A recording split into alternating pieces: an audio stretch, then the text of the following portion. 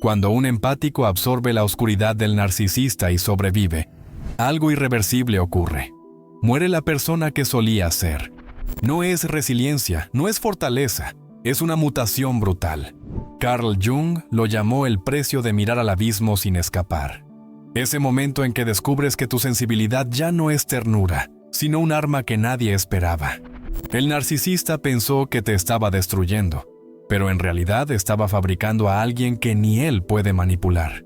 La pregunta no es si sobreviviste, la pregunta es, ¿en qué te convertiste después de cargar con la sombra de otro y seguir respirando? Hay algo que nadie te explica cuando hablas de relaciones con un narcisista. El daño no se ve a simple vista. No hay moretones ni cicatrices que puedas mostrar. Lo que queda marcado está en otra capa. Esa donde tu mente empieza a confundirse con la de la otra persona. Y ahí está la trampa. El empático cree que entiende al otro porque siente lo que siente. Pero lo que en realidad ocurre es que empieza a cargar emociones que jamás le pertenecieron. Carl Jung lo describió con un término que hoy casi nadie menciona. Participación mística. Esa fusión inconsciente en la que dos psiques se entrelazan sin saberlo. Para el empático es un desastre, porque no distingue sus emociones de las que absorbe. Lo que antes era sensibilidad se convierte en un desborde imposible de manejar. Y esa confusión abre la puerta a que el narcisista vacíe su sombra sin resistencia. Si todo esto te suena familiar, suscríbete ahora. Este canal no es para espectadores curiosos, es para los que están cansados de ser manipulados. Aquí no hay discursos bonitos, hay gente como tú, que ya entendió el juego y no piensa volver a ser usada. El precio se paga lentamente. No es un golpe único, es erosión diaria.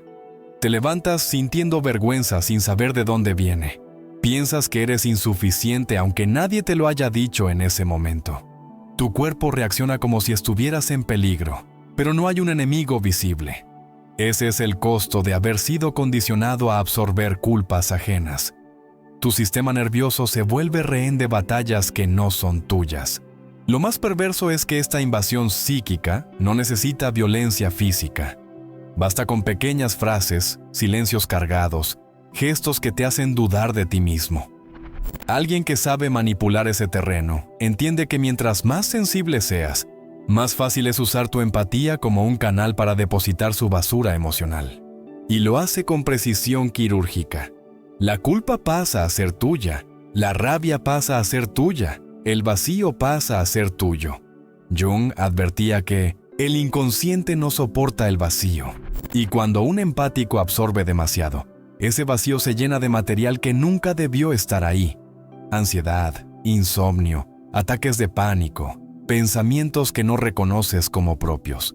El narcisista se libera, pero tú quedas intoxicado. Y lo peor es que desde afuera casi nadie entiende lo que ocurre. Te ven débil, hipersensible, exagerado. No saben que en realidad estás cargando un equipaje que nunca te correspondió. En ese estado, la identidad se va fragmentando. Empiezas a actuar en función de un guión invisible escrito por otro. Si ellos necesitan un culpable, tú asumes el papel. Si ellos necesitan un salvador, también lo eres. Poco a poco dejas de ser un individuo y te conviertes en lo que Jung llamaba un contenedor proyectivo. Un espacio donde el otro expulsa lo que no soporta ver en sí mismo. Esa es la verdadera prisión. No tener espacio interno para ti, porque está ocupado por sombras ajenas. El desgaste es acumulativo. Pierdes concentración, pierdes energía, pierdes hasta el sentido de quién eres. Y aún así, sigues creyendo que es normal, que es tu obligación comprender, aguantar, perdonar. Porque como empático aprendiste que sentir por el otro es la forma más pura de conexión. Lo que nunca te dijeron es que esa pureza, cuando se encuentra con un narcisista, se convierte en la trampa perfecta. Esa entrega silenciosa tiene un costo devastador. Empiezas a desconfiar de tu propio juicio. Si sientes rabia, dudas de que sea tuya. Si aparece tristeza, no sabes si proviene de tu historia o de la de ellos. Vives en un estado de despersonalización constante, como si hubieras perdido las fronteras de tu propio yo. Y la paradoja es que, cuanto más invisible se vuelve este sufrimiento, más se intensifica. Lo que Jung mostró es que no existe absorción sin transformación. Y al inicio, la transformación siempre es hacia abajo. Más miedo, más angustia, más parálisis. Es un descenso disfrazado de lealtad.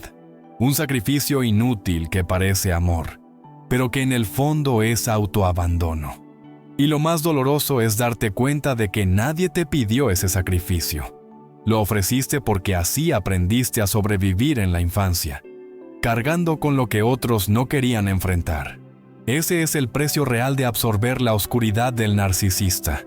No es solo el dolor, es la lenta desaparición de tu yo auténtico, sustituido por fragmentos que nunca te pertenecieron.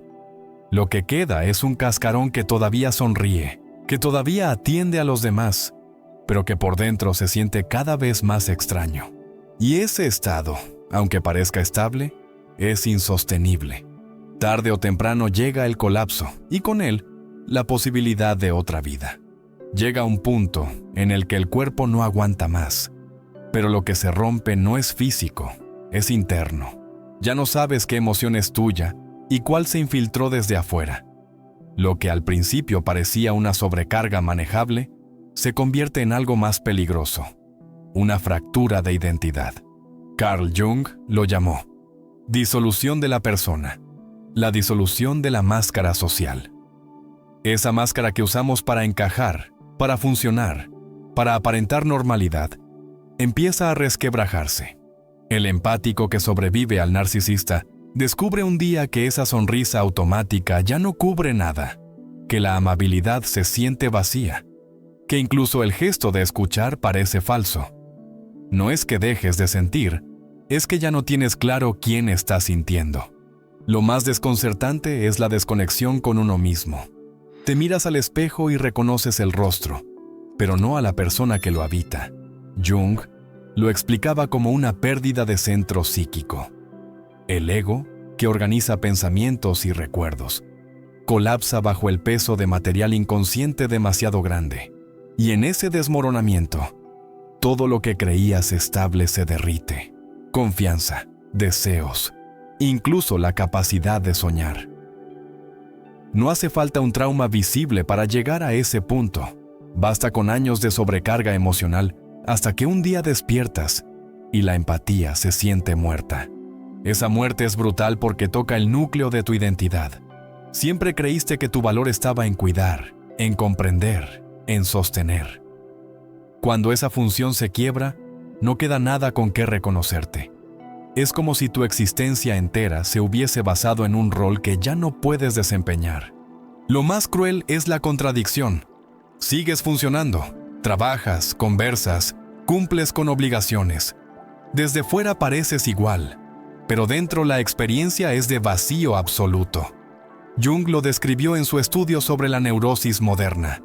Personas que siguen en movimiento, pero cuya energía vital se ha retirado.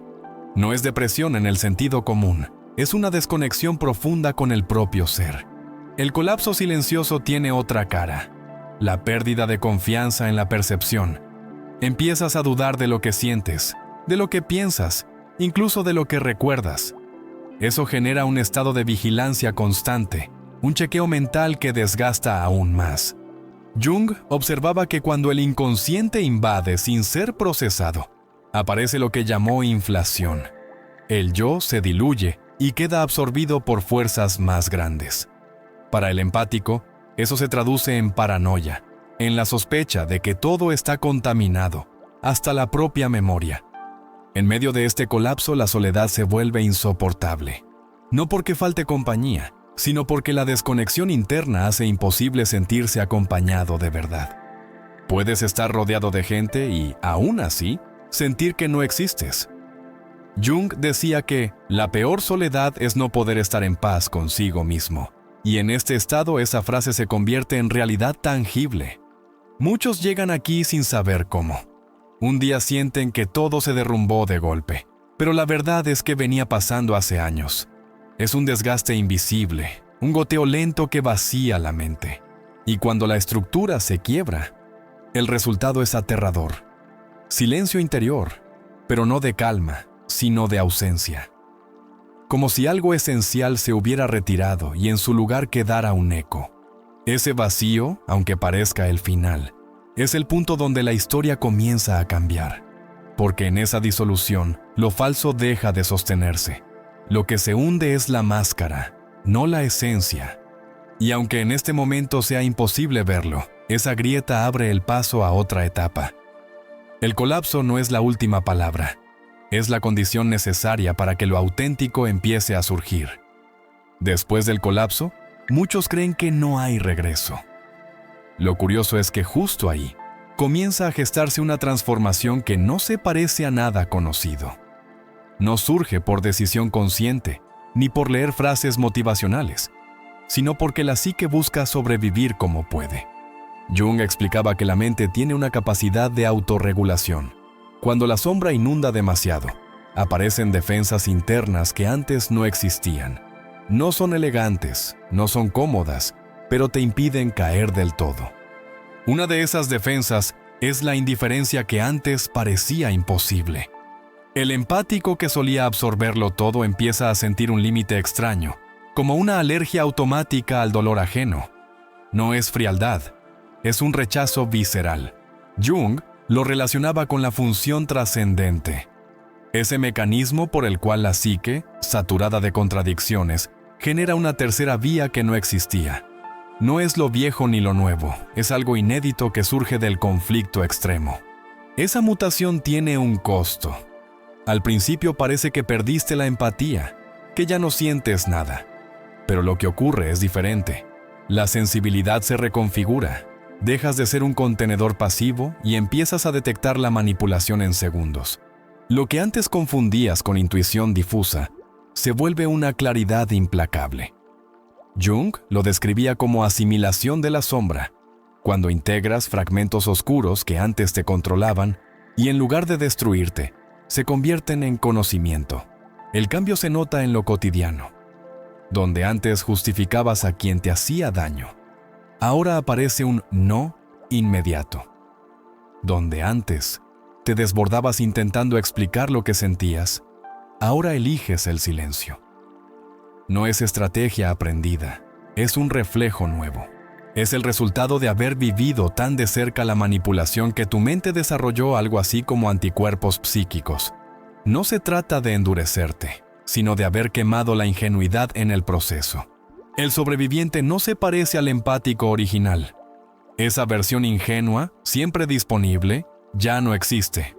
Lo que queda es alguien que sigue sintiendo profundamente, pero con una lucidez que incomoda.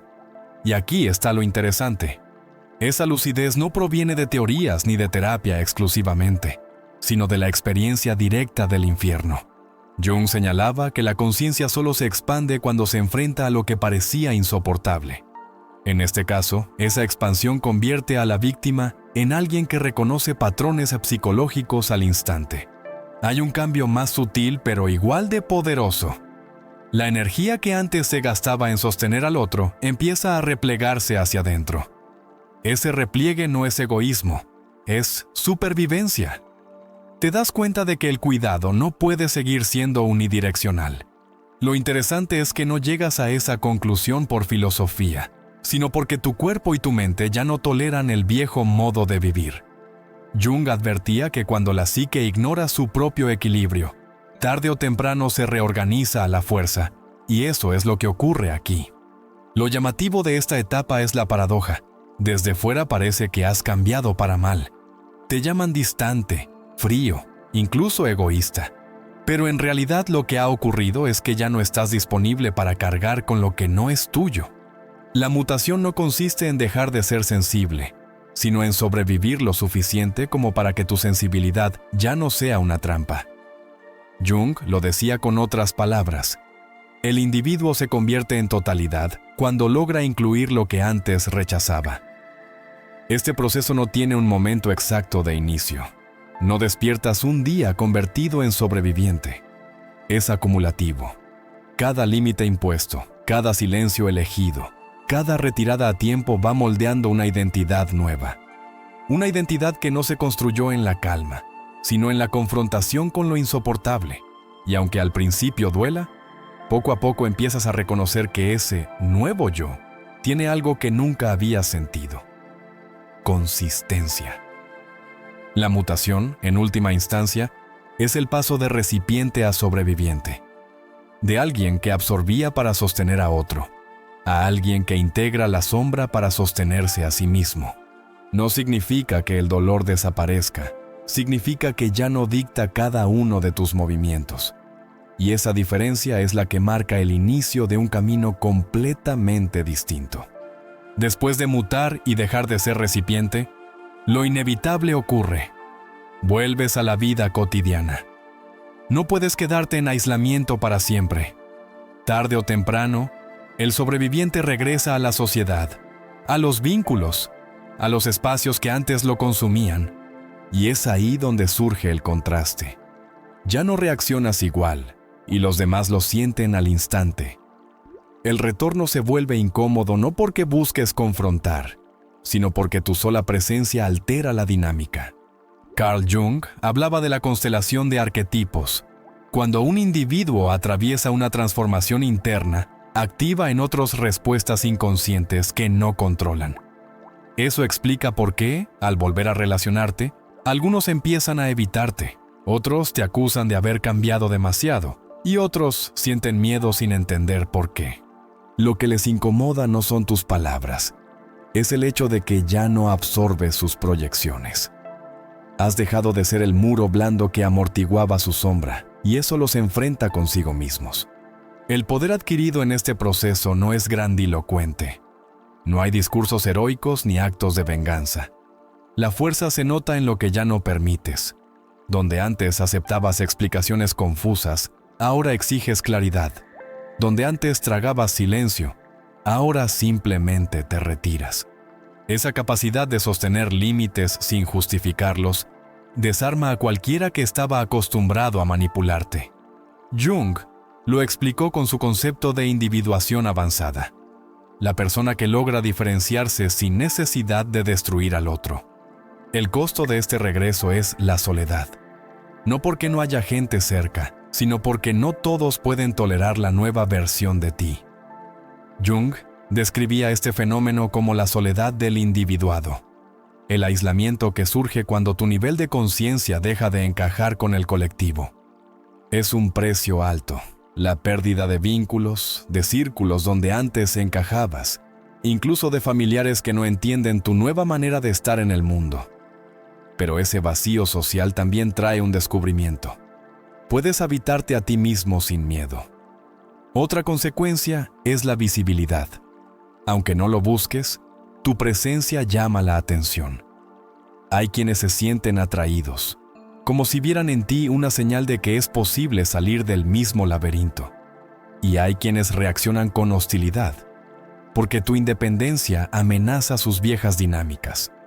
Jung observaba que todo encuentro entre dos personalidades produce una reacción química. La diferencia es que ahora tú decides en qué reacciones participar. Esa selectividad es el verdadero poder, elegir sin culpa.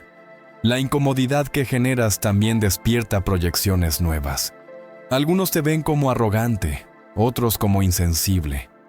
Lo curioso es que esas etiquetas ya no pesan igual. Antes habrías corrido a demostrar lo contrario. Ahora entiendes que cada juicio revela más del otro que de ti. Esa distancia interior no es indiferencia, es una forma de libertad que antes parecía imposible. Jung la asociaba con la posición del testigo interno, la capacidad de observar sin quedar atrapado. Vivir con este poder tiene sus riesgos.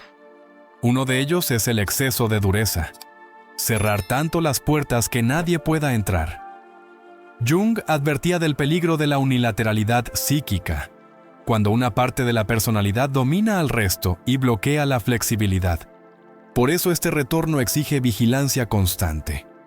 No se trata de volverse inaccesible, sino de mantener un equilibrio donde la empatía siga viva, pero sin convertirse otra vez en debilidad. Lo más transformador es lo que empieza a ocurrir con otros empáticos que aún siguen atrapados. Tu historia, tu forma de estar, se convierte en testimonio vivo de que la supervivencia no es el final, que hay una vida después de la intoxicación. Jung hablaba del arquetipo del sanador herido, pero aquí hay una diferencia clave. No ayudas desde la herida, sino desde la solidez que construiste al integrar tu sombra. Ese es el ejemplo que incomoda y atrae al mismo tiempo. Con el tiempo descubres que este poder no consiste en imponerte sobre los demás, sino en sostenerte a ti mismo con una firmeza que antes era impensable. Y aunque genere incomodidad, también genera respeto. La gente puede llamarlo frialdad, distancia o rareza, pero lo que en realidad sienten es tu independencia psíquica. Ese es el verdadero retorno, no una venganza contra el narcisista, sino la demostración de que sobrevivir te convirtió en alguien que ya no necesita pedir permiso para existir. Si llegaste hasta aquí, suscríbete y comenta. No me rompen más. Esa será la forma de saber quién realmente llegó al final y quién no se quedó a medias. Quiero leerlo, porque los que escriban esa frase no son espectadores casuales. Son sobrevivientes que están listos para dejar atrás lo que los destruía.